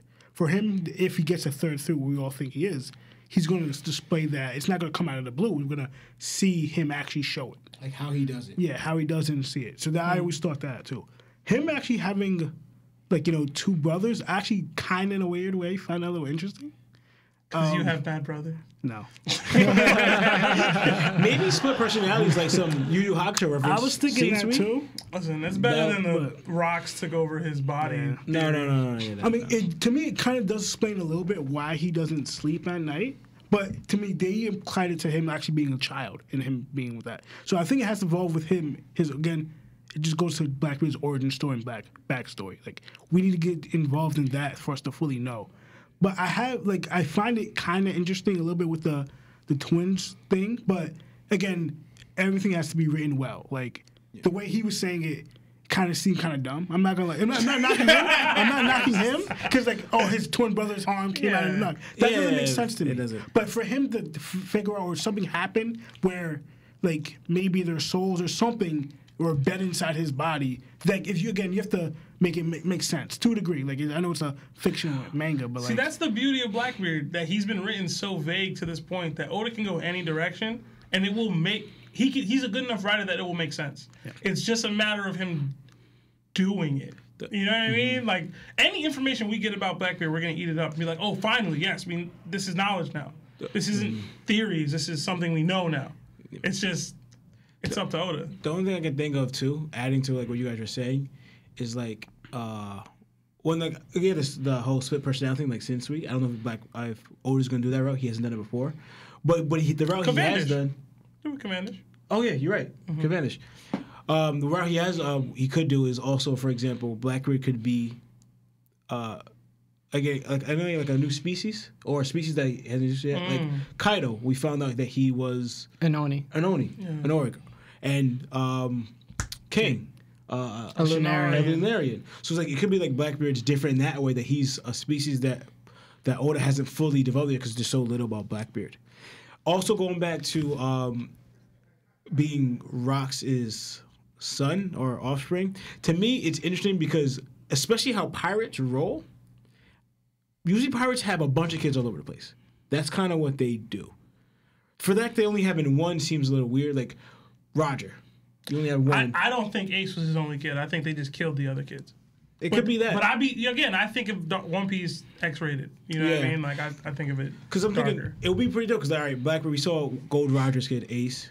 So basically, like Webble is supposed to be Whitebeard's son. Don't know if it's true. Don't know if I even fully accept that. Hope not. But they said that Webble did show Whitebeard's strength in his youth, like how strong Webble is. Youthful Whitebeard resembles Webble's strength, or I've said it wrong, but like yeah. So then also Rox being Blackbeard, like these pirates, I can expect them to have kids. You know, they've been in the game for years. They're not shacking up with one woman. You know, like to me, it's like how do you not have any kids at all? And to see their offspring, to me, that's pretty cool, having their kids. Because also, I even picture, like, eventually Luffy having a kid. I picture even Luffy's son being even more crazier than Luffy for some reason. But, you know, I think that'll be pretty dope. They gonna kill Luffy. Yeah, they gonna try it. They gonna try. Yeah, I don't know. I don't think... I don't like the whole twin brothers residing inside of him. Yeah, I think that sounds very much like... the Amnesia plotline for Sabo and Big Mom, it just doesn't fit well. Oh, sorry, not the twin brothers. The split personality. I don't like the mental disability being a thing. I think that's very lazy. It was cool in Yu Yu Hakusho because Yu Yu Hakusho had a different aspect of violence, and they were able to portray that violence in such a great way of storytelling that it made sense. And One Piece is and it wouldn't really make One Piece greater if it did that. The twin brother thing kind of sets me in a... It's interesting, but I wouldn't want Luffy to fight 3 people when we only know about currently one. And the one that we've known for 900 plus chapters is just Blackbeard. So if you introduce 2 more people, that kind of just...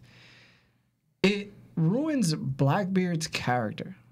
Ruins it? Yeah, because Blackbeard has such a... Uniqueness to him? He has a perspective on the series. Like, for example... He right. You know when you said, like, right. when Blackbeard put the liquor down, and he said it to Luffy, like, dreams never die. It made one of the greatest moments in One Piece because it kind of solidified Luffy's own dream. He didn't doubt himself if he was doubting himself when he got his butt whooped, him and Zoro. You know? Like, I'm pretty sure Nami kind of gave him a little toll, like, yo, like, going to Sky Island, this might not be a good thing. Like, we don't even know if it's real, like, yada, yada. Luffy's dumb. He's smart, though, when it comes to fighting. But when it comes to, like, real life, like, Naive. I don't think he's too much of so where he just lets things ride. So, like, if he's going to die, he's going to die. If he's going to live, he's going to live. If he's going to fight for his dream, he's going to fight for his dream. So, if his dream's not obtainable because it's not real, then Luffy would just accept it as well. Blackbeard reinforced that for him. He made him believe again in a way. So, if you give Blackbeard 2 other people that have nothing to do with the story so far, from the nuance of it takes away from that moment. It takes away from Blackbeard's character, and it just makes Blackbeard a worse overall villain than the other villains we faced, such as Doflamingo, who's like one of the greats, right? Yeah. I think the Kraken, squid, whatever we want to call the octopus fruit, it would be cool in explaining his hearts, but it would go more to what you were saying, that he's probably a different race. And I never thought about that until you just said it, because the Lunarians just got introduced and Onis just got introduced within the same arc. So if it happens to be that he's like a D, but he's from a different race, that would also be interesting, because now we know the Ds span from multiple races. So now we can have a double jointed a D. Yeah, I don't think it's too late for that. For Blackbeard specific, like, oh, I didn't even notice. Oh yeah, but y'all don't think it's too late for that? No. For Blackbeard specifically? No. It's like, he's the main villain, right? You can't just it's not ass pull a new race. Anyway, we got to go, everybody. I just want to say thank you to everybody on TikTok. Please subscribe to our YouTube if you want to listen to us only audio. Listen to us on Spotify. For everybody that's watching us on YouTube, don't forget to like, subscribe, and also much love to you. See you later. Jana. Jana!